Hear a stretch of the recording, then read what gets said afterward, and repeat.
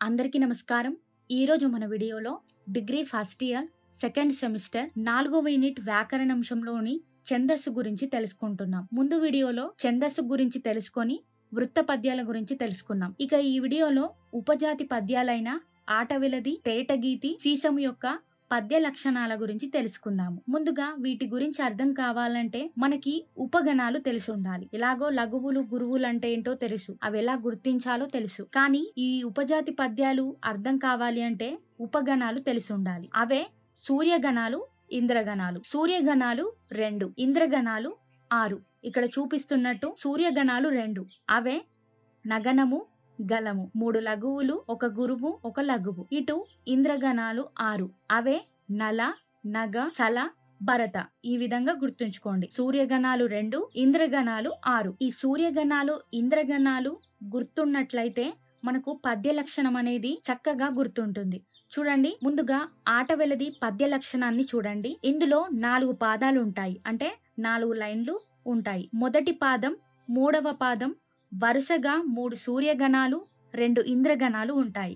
అంటే మొత్తం 4 పాదాలు కదా, అందులో మొదటి లైన్, 3వ లైన్ లో వరుసగా 3 సూర్యగణాలు వస్తాయట, 2 ఇంద్రగణాలు వస్తాయట. మనకు సూర్యగణాలేంటో ఇంద్రగణాలేంటో చెప్పుకున్నాం కాబట్టి మొదటి పాదంలో, 3వ పాదంలో వరుసగా 3 సూర్యగణాలు, 2 ఇంద్రగణాలు వస్తాయి. తర్వాత 2వ పాదం, 4వ పాదాల్లో వరుసగా 5 సూర్యగణాలు అనేవి ఉంటాయి. 3వ పాయింట్ లో ఏంటి, 2వ లైన్ లో, 4వ లైన్ లో వరుసగా 5 సూర్యగణాలు ఉంటాయి. ప్రతి పాదంలోని మొదటి అక్షరానికి, 4వ గణంలోని మొదటి అక్షరానికి యతి మైత్రి పాటించాలి. ప్రాస నియమం అనేది ఉండదు. ఇది ఆటవెలది యొక్క పద్య లక్షణం. ఇప్పుడు మనం ఒక పద్యాన్ని ఉదాహరణగా తీసుకొని చూద్దాము. ఇక్కడ చూపిస్తున్నట్టు ఈ పద్యాన్ని చూడండి. ఈ పద్యంలో 4 పాదాలు ఉన్నాయి. ఇందులో 4 పాదాలు ఉన్నాయి. మొదటి పాదంలో, 3వ పాదంలో వరుసగా 3 సూర్యగణాలు ఉన్నాయి, 2 ఇంద్రగణాలు కూడా ఉన్నాయి. అర్థమైంది కదా. ఇక 2వ పాదం, 4వ పాదంలో వరుసగా 5 సూర్యగణాలే ఉన్నాయి. చూడండి,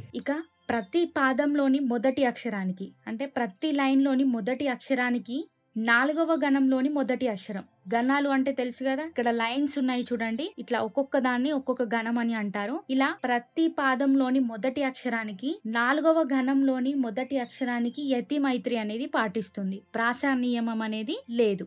ఇది ఆటవెలది యొక్క పద్య లక్షణం. ఇక రెండవది తేటగీతి పద్యం. ఇందులో కూడా 4 పాదాలు ఉంటాయి. ప్రతి పాదంలో వరుసగా 1 సూర్యగణం, 2 ఇంద్రగణాలు, మళ్ళీ 2 సూర్యగణాలు ఉంటాయంట. ఏంటి, ప్రతి పాదంలో అంటే ప్రతి లైన్ లో వరుసగా 1 సూర్యగణం అనేది వస్తుంది, 2 ఇంద్రగణాలంట, మళ్ళీ 2 సూర్యగణాలు.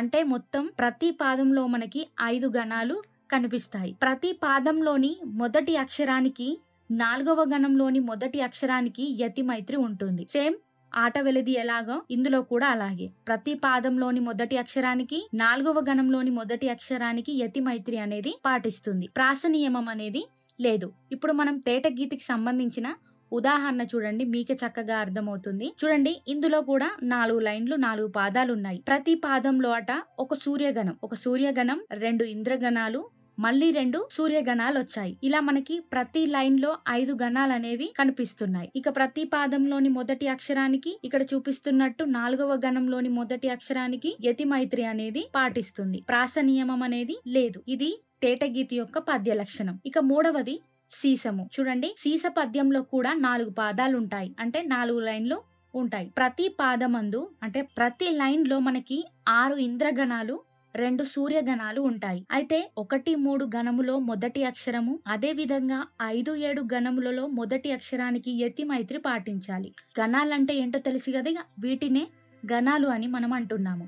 అయితే 1వ గణం, 3వ గణంలోని మొదటి అక్షరం, అదే విధంగా 5వ గణం, 7వ గణంలోని మొదటి అక్షరం, వీటికి మాత్రమే యతి మైత్రి పాటించాలి. ఇక ప్రాస నియమం అనేది ఉండదు. ఇదంతా కూడా సీస పద్యం యొక్క పద్య లక్షణము. ఈ పద్యానికి సంబంధించిన ఉదాహరణ చూడండి, ఇక్కడ పద్యం ఇచ్చాను. ఇందులో కూడా 4 పాదాలు ఉన్నాయి. ప్రతి పాదంలోనూ చూడండి 6 ఇంద్రగణాలు వచ్చాయి, 2 సూర్యగణాలు ఉన్నాయి. చూసారు కదా. ఇక ఇందులో 1వ గణం, 3వ గణంలోని మొదటి అక్షరాన్ని గమనించండి. అదే విధంగా 5వ గణం, 7వ గణంలోని మొదటి అక్షరం యతి మైత్రి అనేది పాటించింది. ఈ విధంగా ఉపజాతి పద్యాలు అర్థం కావాలంటే సూర్యగణాలు, ఇంద్రగణాలు అనేవి పక్కాగా మనకి తెలిసి ఉండాలి. సూర్యగణాలు 2, ఇంద్రగణాలు 6. సూర్యగణాలేమో నగనము, గలము. ఇంద్రగణాలేమో నల, నగ, సల, భరత. ఈ విధంగా గుర్తుంచుకోవాలి. అప్పుడే మనకి పద్య లక్షణాలన్నీ చక్కగా గుర్తించొచ్చు. మీకు ఇంకా క్లారిటీగా అర్థం కావాలంటే ఒక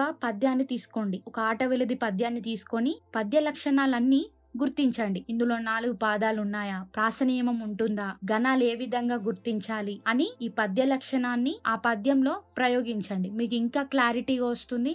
ప్రాక్టికల్ గా చేస్తే ఎప్పటికీ గుర్తుండిపోతుంది కూడా. మరొక వీడియోలో మిగతా పద్య లక్షణాల గురించి తెలుసుకుందాము. ధన్యవాదాలు.